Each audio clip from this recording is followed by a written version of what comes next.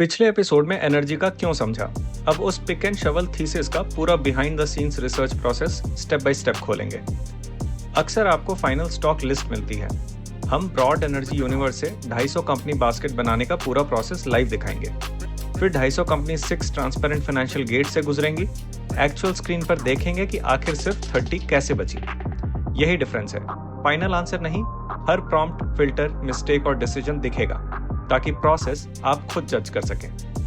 मैं हूं अपूर्व राज, 2013 से मार्केट्स में और 2023 से फायर रिटायर्ड। मेरा मिशन है हर क्यूरियस इन्वेस्टर और ट्रेडर को एआई से रिसर्च करना सिखाना। यहाँ टिप्स नहीं, तरीका सीखेंगे। गोल सिंपल है, एनर्जी यूनिवर्स को एक रिसर्च शॉर्टलिस्ट में बदलना। इसके लिए चैट जीपीटी रिसर्च समझेगा और क्लॉड हर कंपनी के एविडेंस को कलेक्ट करेगा। प्रोसेस 5 स्टेप्स में चलेगा। यूनिवर्स बनाना, ग्रोथ एविडेंस क्लासिफाई करना, लिस्ट्स जोड़ना, स्क्रीनशॉट्स कलेक्ट करना और फाइनेंशियल स्क्रीनिंग। सबसे पहले ब्रॉड एनर्जी एक्सपोजर के बेसिस पर 250 कंपनीज का यूनिवर्स बनेगा। अभी ग्रोथ फिल्टर नहीं लगेगा। फिर ग्रोथ एविडेंस से टॉप 50 बनेगा। पॉजिटिव वैलिडेट से 102 स्मॉलर कैप कैंडिडेट्स भी मिलेंगे। 4 कॉमन नेम्स हटाकर दोनों इनपुट से 148 यूनिक कंपनीज की एक्चुअल डीप डाइव लिस्ट बनेगी। अब 148 कंपनीज के 8 फिक्स्ड स्क्रीनर सेक्शंस कैप्चर होंगे। करीब 1200 स्क्रीनशॉट से company to company comparison consistent रहेगा।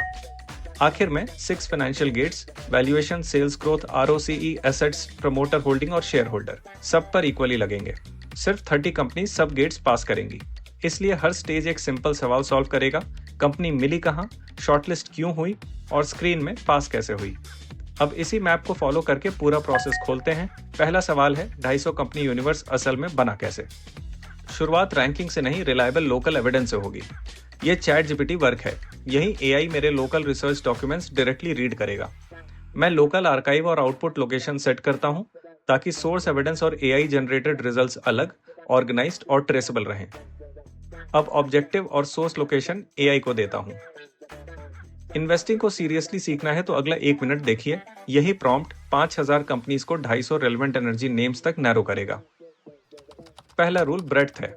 Generation, grid, storage, equipment, hydrogen और अलाइड बिजनेसेस सब कवर करो ताकि नैरो कीवर्ड्स किसी रेलेवेंट लिस्टेड कंपनीज को प्रीमेच्योरली एक्सक्लूड ना करें। अभी ग्रोथ या मैनेजमेंट गाइडेंस फिल्टर नहीं लगेगा। सप्लायर्स, इनेबलर्स, आईपीपीज और इमर्जिंग एक्सपोजर पहले कलेक्ट होंगे। रैंकिंग कंप्लीट यूनिवर्स पर बाद में होगी। एआई प्लान कंफर्म करता है, लोकल डॉक्यूमेंट्स ओनली, वेब गेसिंग नहीं।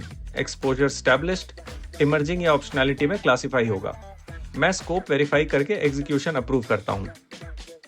चैट को एनर्जी सेक्टर डीप डाइव नाम देकर वर्कफ्लो ट्रेसेबल रखता हूं। फिर आउटपुट पाथ सेट होता है। सोर्स आर्काइव अलग और workbook plus audit files folder में सेव होंगे। अब वेरीफाइड लोकल स्कैन शुरू होता है। 13 एक्सट्रैक्शन फेलियर्स सेपरेटली लॉग हुए, उनका कंटेंट एविडेंस में इंक्लूड नहीं हुआ। 13,256 डॉक्यूमेंट स्कैन करके 5,200 कंपनीज में 1300 एनर्जी एविडेंस नाम मिलते हैं। रिजल्ट, 250 कंपनीज लॉक हुई, 235 established, 15 emerging optionality, growth filter अभी अप्लाई नहीं हुआ है। ये फाइनल रैंकिंग नहीं, यूनिवर्स को जानबूझकर बिना ग्रोथ फिल्टर के प्रिजर्व किया गया है। वर्कबुक खुलते ही स्कोप और कवरेज साथ मिलते हैं। हर रो कंपनी को सिंबल, प्राइमरी सेगमेंट, सब थीम्स और एविडेंस से जोड़ती है, इसलिए आउटपुट ट्रेसेबल रहता है। स्क्रॉल में लार्ज कैप्स के साथ स्मॉलर नेम्स भी रहते हैं ताकि अर्ली स्टेज ऑप्शनैलिटी मिस ना हो। सब थीम और मैच्योरिटी कॉलम्स दिखाते हैं बिजनेस पॉकेट क्या है, एक्सपोजर कितना एस्टैब्लिश्ड है।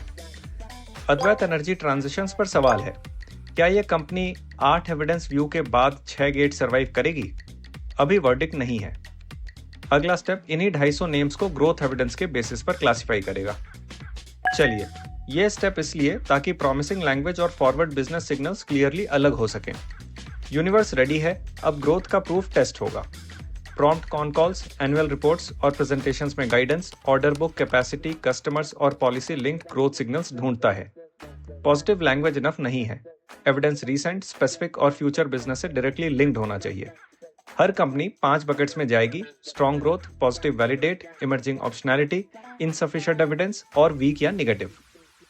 गाइडेंस एब्सेंट हो तो कंपनी वीक नहीं होती। मिसिंग प्रूफ नेगेटिव प्रूफ नहीं है। 13,000 डॉक्यूमेंट्स रिकंसाइल करके 250 कंपनीज को रीसेंसी, स्पेसिफिसिटी और नेगेटिव सिग्नल्स पर दोबारा स्कोर किया गया। फर्स्ट पास ओवर इंक्लूसिव था, एनुअल रिपोर्ट लैंग्वेज ने ऑलमोस्ट सबको स्ट्रांग दिखाया, फिर स्पेसिफिक एंकर्स और हेडविंड चेक्स लगे। एक्सपोर्ट इशू मिला, एविडेंस बचाकर इनवैलिड कैरेक्टर्स क्लीन हुए। करेक्शन के बाद 712 लेटेस्ट डॉक्यूमेंट से अभी 250 कंपनीज 5 एविडेंस बकेट्स में क्लासिफाई हुई। स्प्लिट है 86 strong, 134 positive validate, 15 emerging, 10 insufficient और 5 वीक। सबसे बड़ा ग्रुप पॉजिटिव है, वैलिडेशन अभी बाकी है। टॉप 50 में 45 स्ट्रॉन्ग और 5 पॉजिटिव वैलिडेट हैं, 32 small, 10 mid, 6 micro, 2 market cap unavailable. अब सवाल है, क्या एक्सपेक्टेड नेम्स सब आ गए? टॉप 50 बन चुका है, अब देखते हैं क्या रैंकिंग ने एक्सपेक्टेड अपॉर्चुनिटीज पकड़ी हैं और हर रिजल्ट को ऑडिट कैसे करेंगे। एग्जीक्यूटिव समरी क्लासिफिकेशन टोटल्स को कंफर्म करता है, लेकिन बकेट मेंबरशिप और टॉप 50 रैंक दो अलग एनालिटिकल लेयर्स हैं। डीप डाइव टॉप 50 सिर्फ फोकस्ड इन्वेस्टिगेशन की रिसर्च प्रायोरिटी लिस्ट है, ये फाइनल सिलेक्शन, रिकमेंडेशन या ऑटोमेटिक बाई लिस्ट नहीं है। कॉलम्स रैंक को segment, classification, size, market cap, evidence score और पॉजिटिव सिग्नल कैटेगरीज के साथ सिस्टमैटिकली कंपेयर और क्लियरली ट्रेस करते हैं। लिस्ट में स्किपर, ट्रांसरेल, केईसी और प्रीमियर एनर्जीज मिलते हैं, फिर भी मेरे कुछ एक्सपेक्टेड नेम्स टॉप 50 में नहीं दिखते हैं।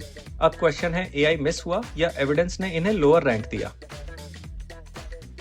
एक्सपेक्टेड लिस्ट में ओरियाना पावर, सायन डीएलएम, केपीआई ग्रीन एनर्जी, टैरिल, मैक्सवर्ट एनर्जी इंडस्ट्रीज और हिमाद्री स्पेशलिटी केमिकल्स थे। ये टॉप 50 में नहीं है, लेकिन सब पॉजिटिव वैलिडेट बकेट में हैं। ओमिशन को रिजेक्शन मत समझिए।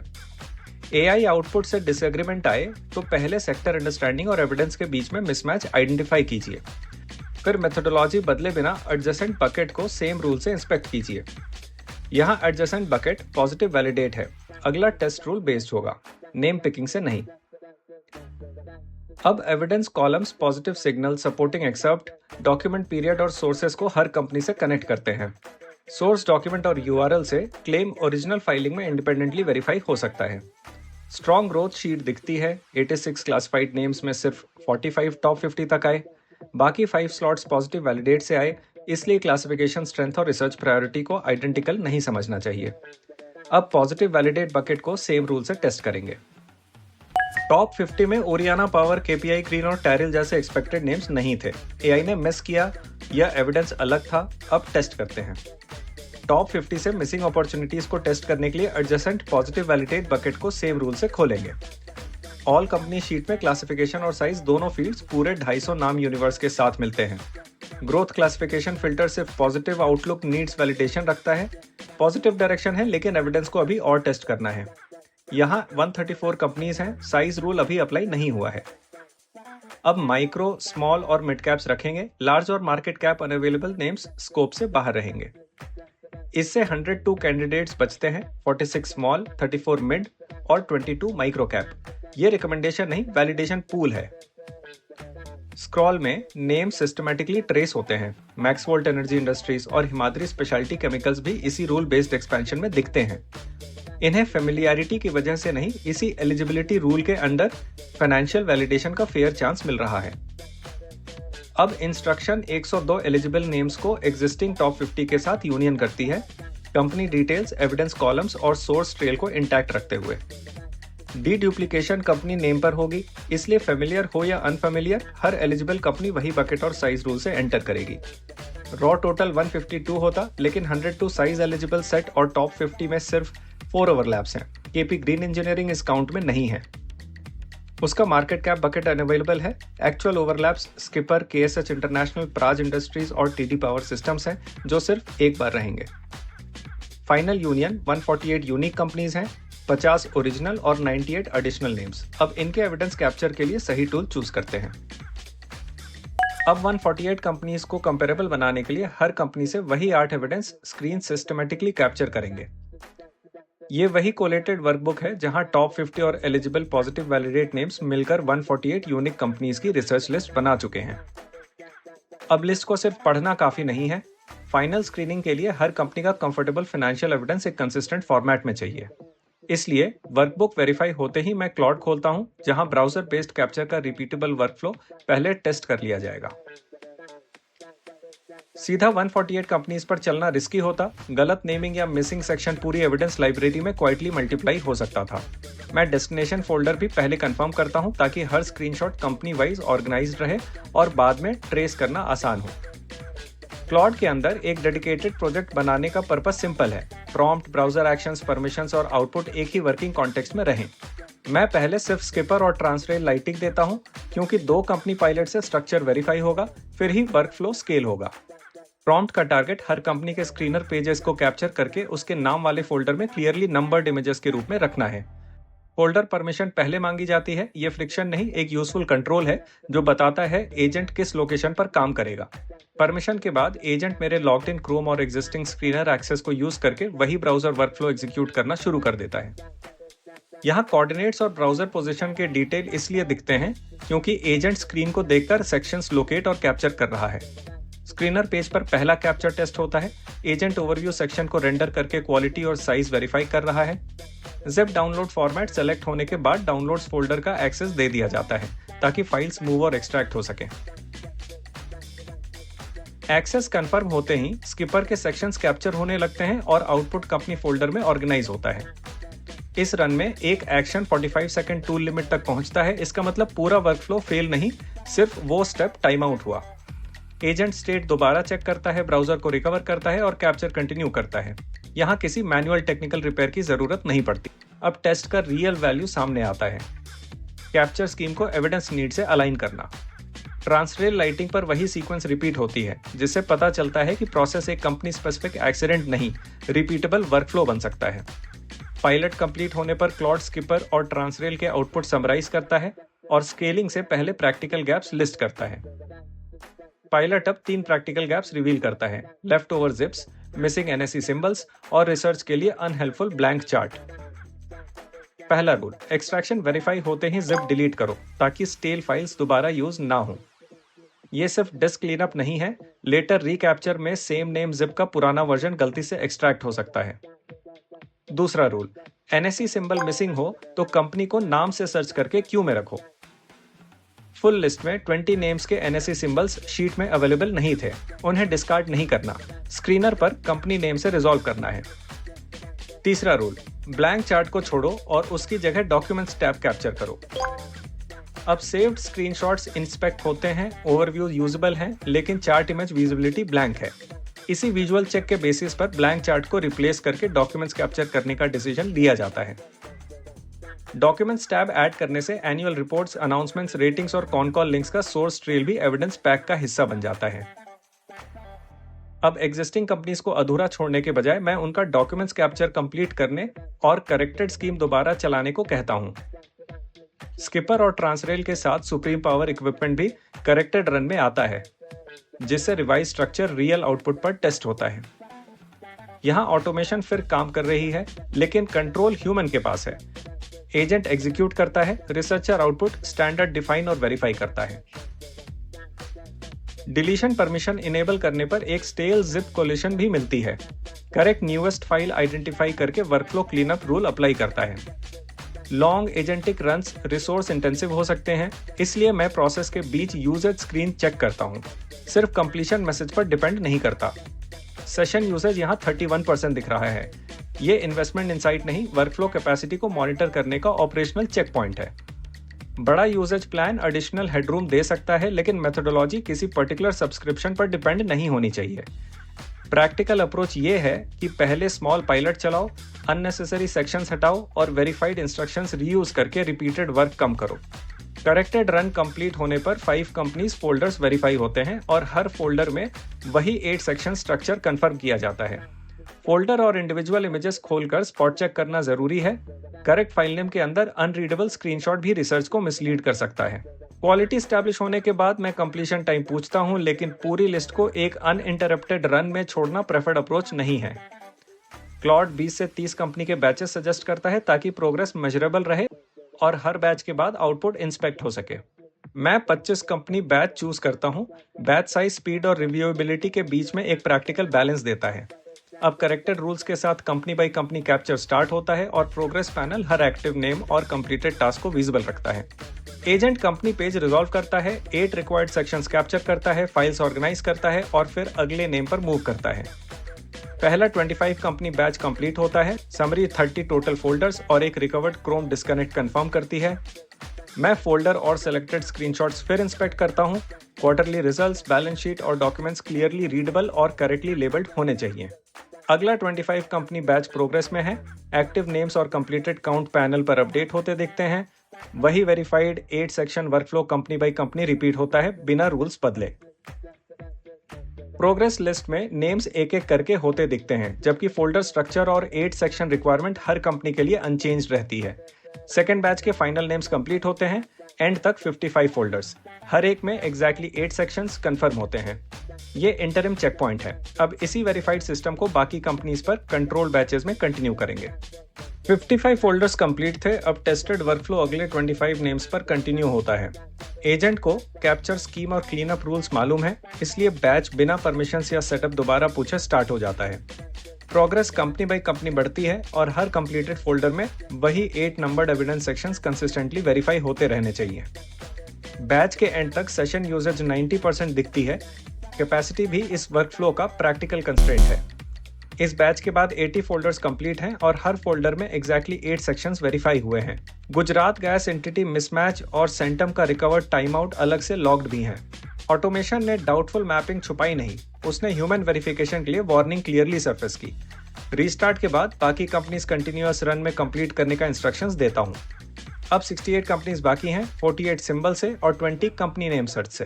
Final verification confirms 148 company folders complete हैं और हर फोल्डर में एग्जैक्टली 8 नंबर्ड रिक्वायर्ड सेक्शंस मौजूद हैं। इसलिए टोटल 1184 इमेजेस बनती हैं। सारे 20 non symbol cases company name या बीएसई कोड से सक्सेसफुली रिजॉल्व हुए। गुजरात गैस मैपिंग वेरिफिकेशन के लिए फ्लैग्ड रहती है। अब लर्निंग्स को रीयूजेबल स्किल में सेव करके कंप्लीट आउटपुट ऑडिट करेंगे। यही कंप्लीट कैप्चर लाइब्रेरी अब ऑडिट का इनपुट है। अब तक 250 नेम्स को एविडेंस से क्लासिफाई करके 148 कंपनी डीप डाइव लिस्ट से 1184 स्क्रीनशॉट्स की स्ट्रक्चर्ड लाइब्रेरी बना चुके हैं। अब इस वर्कफ्लो की लर्निंग्स, फेलियर्स और करेक्टेड रूल्स को रीयूजेबल स्किल में सेव कर रहा हूँ, ताकि पूरा प्रोसेस रिपीटेबल रहे। स्किल सिर्फ फाइनल कमांड नहीं रखती, ये 8 section scheme, symbol resolution, download, cleanup और ब्राउजर रिकवरी जैसे हार्ड वन रूल्स भी प्रिजर्व करती है। आउटपुट में एक readable playbook, capture script, organization script और इंस्टॉलेबल पैकेज बनते हैं, जिन्हें अगली कैप्चर एक्सरसाइज में रीयूज कर सकते हैं। स्किल बनाना कंप्लीशन नहीं है। अब पूरी फोल्डर लिस्ट स्क्रॉल करके देखता हूं कि कंपनी वाइज आउटपुट्स मौजूद हैं और नेमिंग कंसिस्टेंट लग रही है या नहीं। फिर 2 रिप्रेजेंटेटिव फोल्डर्स चूज करता हूं ताकि स्ट्रक्चर के साथ एक्चुअल इमेज क्वालिटी भी प्रॉपरली स्पॉट चेक हो सके। एक्मे सोलर के फोल्डर में ओवरव्यू से डॉक्यूमेंट्स तक एग्जैक्टली 8 नंबर्ड फाइल्स हैं। सेलेक्टेड स्क्रीन्स रीडेबिलिटी और मैपिंग का रिप्रेजेंटेटिव स्पॉट चेक देते हैं, कंप्लीट ऑडिट का प्रूफ नहीं। केपीआईटी के सेकंड सैंपल में भी overview, quarterly results, balance sheet, ratios और डॉक्यूमेंट्स रीडेबल दिखते हैं। अब structured library final 6 criteria screening का इनपुट बनेगी। 250 से 148 नेम्स तक आए। अब 1184 स्क्रीनशॉट्स पर एक कंसिस्टेंट 6 गेट स्क्रीन लगाएंगे। I am attaching the location of a folder on my laptop which has these screenshots from the site screener.in for various companies. Each company folder contains the screenshot of various tabs on the screener website for each company. Also, I have certain specific conditions basis which I want you to do a quick deep dive and tell me which companies out of these meet my specific conditions. Can you do that for me?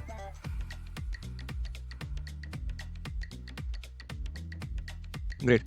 My passed criteria is a set of criteria and a company must satisfy all these criteria to be considered passed. First is stock price earnings should be less than the industry price earning, which can be found in the overview tab in the screenshots. And this has to be applied only for companies which are, let's say, greater than 15,000 crores of market cap. Smaller companies can skip this criteria. Second is 3-year compounded sales growth must be greater than or equal to 25%. This is something you can get in the P&L tab. Third is that the ROCE of the company must be greater than 15%. Next is that the fixed assets of the company must be growing at a pace greater than 15% on an average basis the last 2 years, which can be found in the balance sheet. The next criteria is that the promoter holding must be at least 30%, and the last criteria is that the number of shareholders must be less than 1 lakh. And this is to be applied only for small caps, let's say below 30,000 crores. Mid cap and large caps can skip this condition. Can you please list down the criteria that I gave you in a point-wise fashion before implementing the search? Claude मेरे dictated rules को point wise restate करता है ताकि 148 companies पर run से पहले हर threshold, data source, conditional applicability और बाउंड्री वेरीफाई हो जाए। रूल सिंपल है, कंपनी को हर एप्लीकेबल गेट पास करना होगा, स्किप्ड कंडीशन फेलियर नहीं होगी। पहला गेट, मार्केट कैप 15,000 करोड़ से ज्यादा हो तब स्टॉक पीई इंडस्ट्री पीई से स्ट्रिक्टली कम होना चाहिए। दूसरा, प्रॉफिट एंड लॉस डेटा में 3 ईयर कंपाउंडेड सेल्स ग्रोथ कम से कम 25% होनी चाहिए। तीसरा, ओवरव्यू डेटा में लेटेस्ट आरओसीई 15% से स्ट्रिक्टली ज्यादा होनी चाहिए।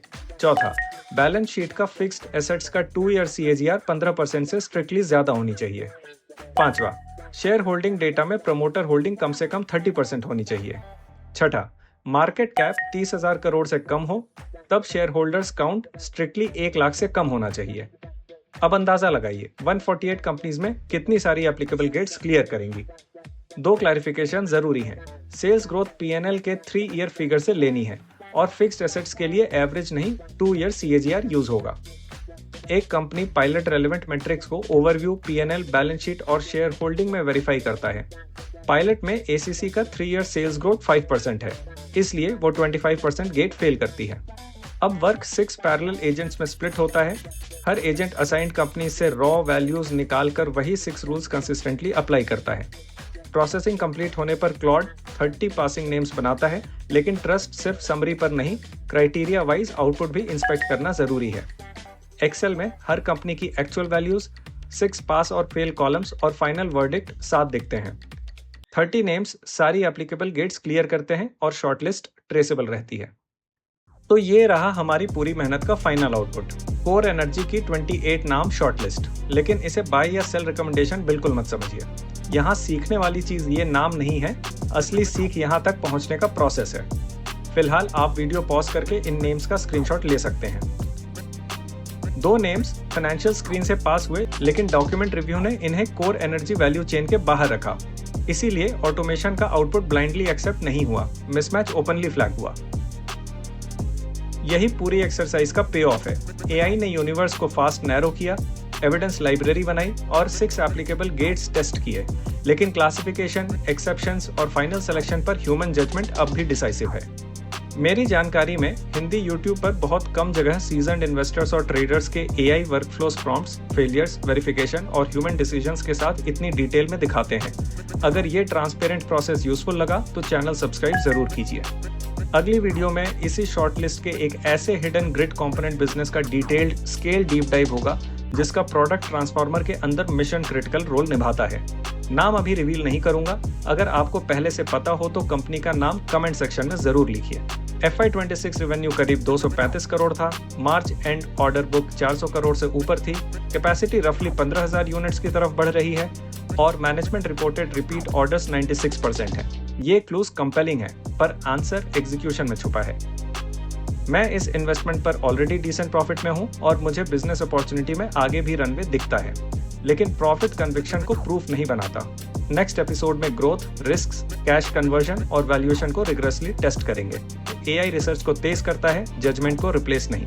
बॉस आप हो। ये एजुकेशनल कंटेंट है, इन्वेस्टमेंट एडवाइस नहीं। डिस्कस्ड स्टॉक्स में मेरी पोजीशन हो सकती है। डिसीजन से पहले सभी रजिस्टर्ड एडवाइजर से सलाह लीजिए।